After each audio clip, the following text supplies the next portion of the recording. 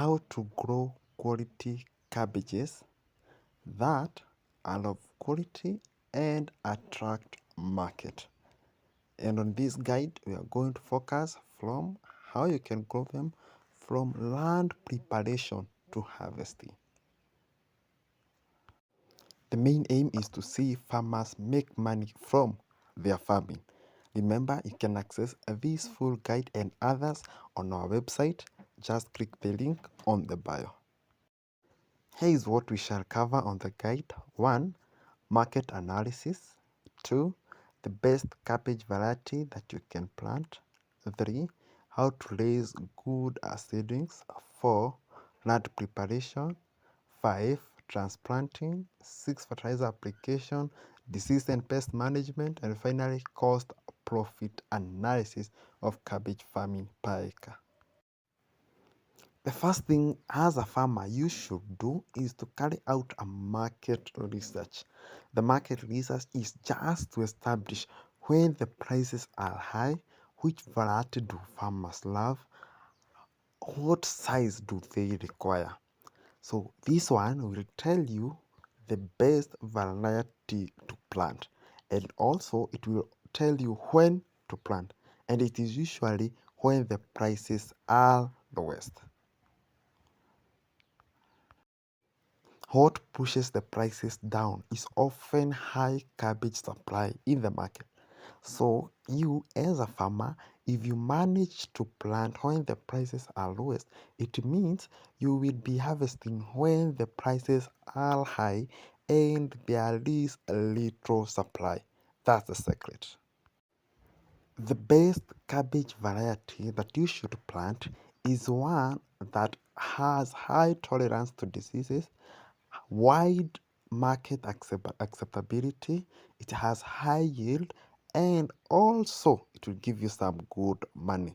Remember, you have to plant what the market needs so that you can fetch good prices, not what you think is okay, no, what the market wants.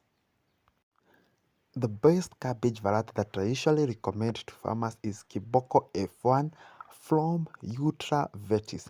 Kiboko F1 has good tolerance to black rot, splitting, and it keeps long after harvesting. Imagine one head can weigh up to 6 to 8 kilograms, but this one depends on management.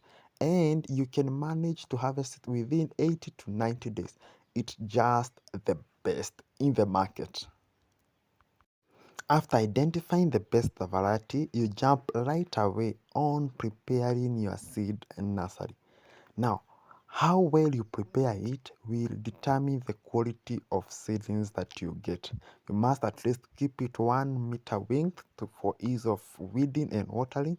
It must be well plowed with a lot of manure to ensure good growth.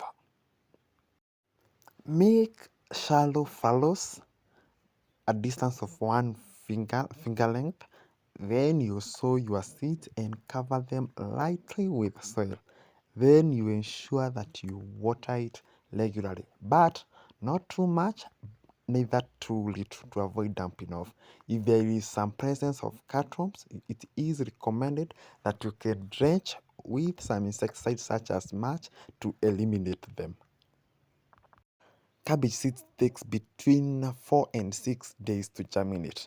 To fasten this process, you can cover them with mulch. Always go for those seeds with high germination rate of over 98%. Germination rate means the ability or the chances that those seeds will germinate. So the higher the germination rate, the bigger the number or population of seedlings you will get from your seedbed. After 4 weeks, this is how now your seedlings will look like.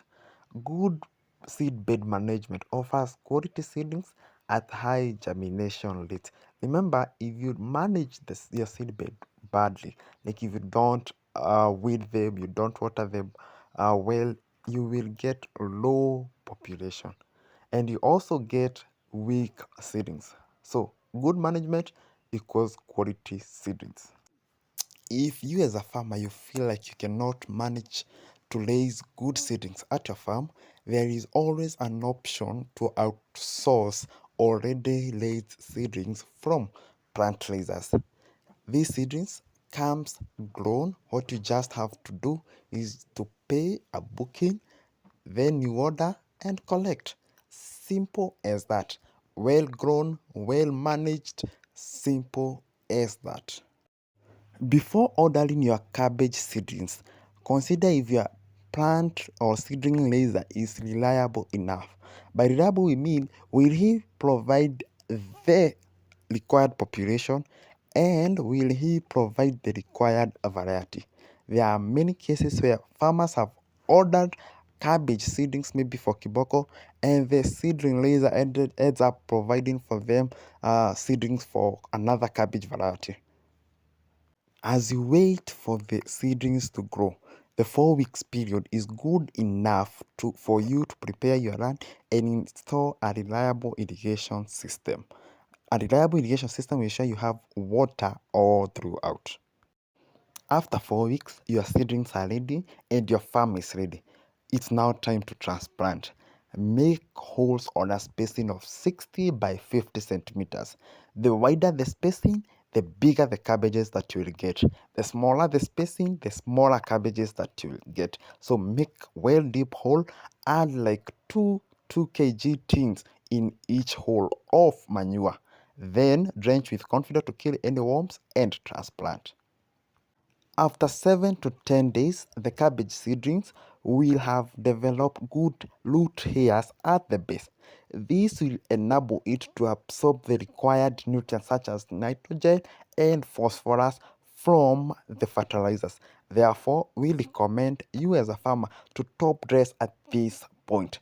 Top dressing during transplanted day may not help the plant since will not able to absorb the required nutrients. When selecting the fertilizers to use, always go for the high quality fertilizer. Yes, I mean the high quality fertilizer because we've seen cases where there are a lot of adulterated fertilizers in the market which are expensive, and when farmers buy them, they don't even work. Leave those all organic G fertilizers, all those, no. Just go for the basic DAP, diammonium or phosphate from either Yala, the BT, or a company you trust. The reason why we usually recommend the first top dressing to be done with DAP is to enhance faster growth of the plant. Remember, DAP has phosphorus and nitrogen.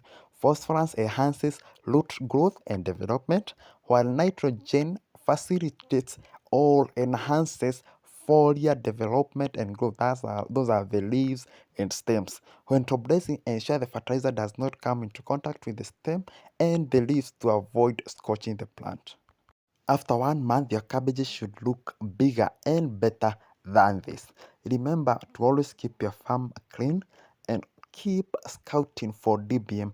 DBM usually make holes on the leaves of the cabbages. Early scouting will ensure you prevent it early. If you detect it late, it may be stressful to you. Also, at this first month, you can spray a foliar vegetative such as Osho vegetative to enhance leaves growth and development. At day 45, you can top dress with 50 grams of NPK 1717. This will just boost the crop growth. NPK 1717 has a well-balanced ratio of both nitrogen, phosphorus, and the potassium. Remember also, when you're top dressing, the fertilizer should not come into contact with the stem or the leaves. Otherwise, they will scorch them and you lose your crop. Always keep your farm clean of weeds. Weeds increase competition and are host to pests. Pests such as DBM, which infest the leaves of cabbages. Manual weeding is the most recommended method of weeding. Though there are others that you can use, such as selective herbicides, but remember you may use them wrongly and they end up harming your cabbages. So for us, we usually recommend the manual weeding all the time. At the beginning of the third month, head formation and enlargement begins. Now, to fasten this process, the farmer is always advised to top dress with CAN, at least 50 grams per head. In an acre, we usually recommend that you can do between 100 and 150 kilograms per acre, and this one applies for the first top dressing, the second top dressing. I said 100 to 150 kilograms per acre. Water is most important in cabbage farming. Remember, even you are doing the fertilizer application, you should always apply fertilizers when the soil is moist, not dry. Also remember, at the head formation stage, cabbages require as much water as possible. The more the water, the bigger the cabbages in terms of head size and weight. Water stress will often lead to small sized cabbages with little weight. Pest control is also important in cabbage farming. For commercial farmers, we usually recommend them to use chemicals, but for kitchen gardens, you can try to use organic method. DBM and cutworms are the common pests in cabbage farming. DBM usually makes some holes on the cabbages, and if not controlled early, it may be such a hectic to the farmer. Actually, if it develops to the flying stage, it becomes very hard to control. So farmers should always try to control it at the egg or pupa stage. Emalon 30SC from Kenagro Supplies is the best insecticide that you can use in controlling both cutworms and DBM. Remember, like we said, the application should begin early, and as early we mean from the 3rd week from transplanting. For those who request organic method, you can use a mixture of neem oil, pepper and ginger and try to spray. It works. Black rot is the most destructive disease in cabbage farming. It starts like a yellowish at the margins, and if it persists, the cabbage starts to rot from the root. Once affected, this cabbage cannot be sold, and it's a total loss to the farmer. The best way is just identifying it early and controlling it early. Otherwise, also planting tolerance variety will help. Signs of black rot include yellowing at the leaf edge, which turns into characteristic V-shaped lesions.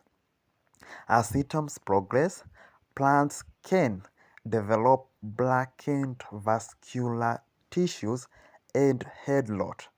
Plants can be affected at any stage of maturity. Yes, so there is no stage it cannot affect. Preventive spraying with fungulan from Amilan can help prevent black rot. Also, once affected, you can spray the fungulan and it can prevent the spreading and damage on the cabbages.